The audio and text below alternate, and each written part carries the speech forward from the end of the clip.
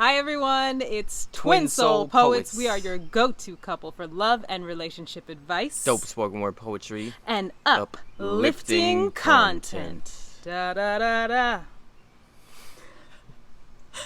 Today we will discuss 3 dating red flags to watch out for if you are navigating the dating scene out there. Crazy out there.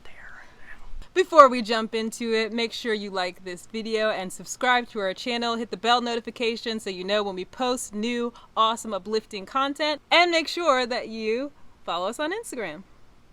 The first relationship red flag is that you've been dating them for a while. When I say a while, maybe at least 3-4 months or so, and they've not introduced you to any of their friends or their family. It's important to pay attention to that kind of behavior because it may indicate that while they love having you around, they might like your company, they might really enjoy the sex with you, they're not ready to integrate you in a more intimate way into their lives.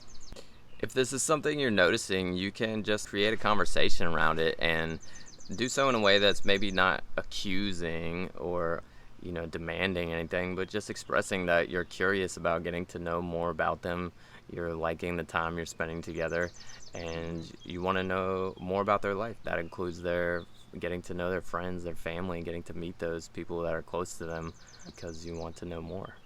And while it's important to come into that conversation without assumptions, it's also important to recognize if they're being elusive around giving you an answer or kind of not really being straightforward with you. They should be able to communicate, whether it's that they might have embarrassment around their family or, they feel like that they may be uncomfortable, they might have a strained relationship with their family, but those are things they should be able to share with you so you could better understand why you're not having those introductions being made. Same with friends though. Any kind of relationships that they have, they should be comfortable sharing why they haven't had that engagement yet, especially at a certain point in your dating. And if you're getting answers that aren't really telling you the whole story, then that's a good opportunity to ask yourself if that's the kind of relationship you want to continue in, where some parts of them are just kind of unknown to you.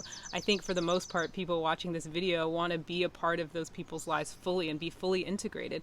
Meeting someone's friends is a big, to me, milestone in the relationship. It's when you get to share your worlds with each other even more and expand your community with each other. And if they're avoiding that, it really is a good time to ask yourself why, and it really might be a red flag. When we were dating, I was excited to introduce my friends to her and introduce my family to her, and so I think that is a warning sign when your partner is avoiding that and not wanting to share you with the people that they're close to. Right, because you want someone who's excited about you, right. And excited, when you have somebody who's really jazzed about you and is really feeling you, they want everyone to know you. They want to show you off. They want to bring you into their world. Shout it from the rooftops. Right, and if that's not happening, again, you may find something in your dialogue that makes it very clear why that's not happening. Maybe they've realized they've had toxic friends, or they're in a transition in their life. They might be new to the area and not really know very many people, but just have that conversation so you're not sitting over there feeling self-conscious or uncertain about something when some simple communication could clear the air. The second red flag is if you find that the person you're dating disappears for long periods of time with no communication and no reasons whatsoever for doing so. That looks like texts that aren't answered, calls that aren't called back, and yeah, like Ingrid said, plans that aren't followed through on. Right, and it just unexpected, no really reason for it, and no explanation as to why. And then part 2 is all of a sudden they pop back up and want to know what you're doing or want to know if you want to come do something with them, which might feel really exciting if you've been waiting for this response, but really it hasn't been very respectful interaction, because if they're not responding to you or giving you the courtesy of saying, oh, I'll be out of town for a couple weeks, I've got a lot of work, or something like that to explain why they're not interacting with you, then to just come back up and expect you to interact with them and be available isn't actually showing the respect you deserve and want and the kinds of relationships you're wanting to manifest. Especially if that's a pattern, you know. Sometimes people do have things come up in their life where they just they can't respond to messages, but if it's happening over and over again, that's when it becomes a red flag. But it only takes a couple seconds to text someone and let them know, oh, I'm sorry, I hadn't gotten back to you. I was really busy this week with work, or I had a family emergency or something, just to give you the courtesy of knowing what's going on. And then they're going to see if that can become a habit and pattern. And then you see many people in relationships who feel unsatisfied because they don't feel like they're really being desired or wanted. But those little kind of red flags in the beginning of the relationship let you know that that's a pattern that you might be expecting later on.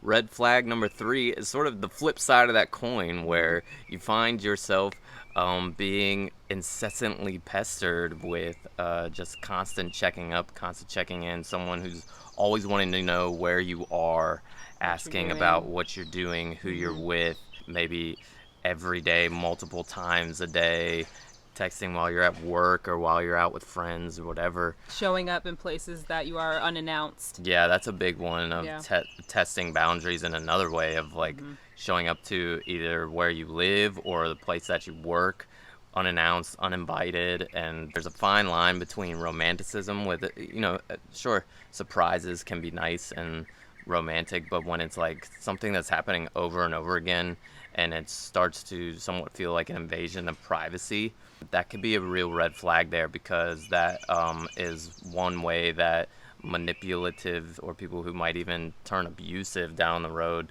will test boundaries by poking at your bubble of privacy and personal space. And that's an example of love bombing, as they say. It's like it seems romantic in the beginning, and it's like, oh wow, this person just wants to be around me all the time, and they just keep showing up and surprising me. But there's a level of respect on this side too that needs to happen, where they're asking you for your time, they're making sure you're available, they're letting you know they're going to come over, things like that, because that can easily lead down the road of, like Hamilton said, of abusive patterns, of disrespectful patterns. So catching that early on is really important. And it may not mean that this person is an abusive person, but it might be an opportunity for a conversation to let them know that it's really important to me that you respect my time, that you let me know when you're going to come to my job or to my house, because I may be busy with other people, I may have plans, I may be unavailable, and that just makes me feel really good that you're checking in with me in that way. Establishing those kind of habits, guys, in the beginning of your relationship, and I'm talking about early on, I'm talking about first dates. These habits get established then. That's when people learn each other. That's when boundaries are tested. That's when you're exploring how your dynamic is going to work. So don't underestimate the importance of letting the other person know what's important to you, letting the other person know how you would love to operate in a relationship, because it's going to serve you down the road. There's things that Hamilton and I established early on that still serve us well now. And even as we still continue to learn in our relationship, I'm so happy that we took the time to be really transparent, to have that kind of communication, because a lot of these red flags can be avoided, guys, and red flags can turn into bad relationships or really tumultuous relationships or problems down the road, and they can definitely be avoided by paying attention to signs like this. And expressing your needs. Yes. Again, if you like this video, give us the thumbs up, hit the subscribe button down below to make sure you get all of our awesome content, and leave a comment and let us know if there's any other major red flags that you've noticed in the past that you want to warn other viewers about. And how you dealt with them. What did you do about them? Or you didn't pay attention to the red flag, and what did that lead to down the road? Were you able to get through it with your partner, or did it end up not working out? Right, maybe things you wish you had done in hindsight, done or said. You can also book a love coaching session with us on twinsoulpoets.com, where we can dive in deeper to questions like these and help you manifest the deep, soulful love that you deserve. We'll see you guys next time. Peace.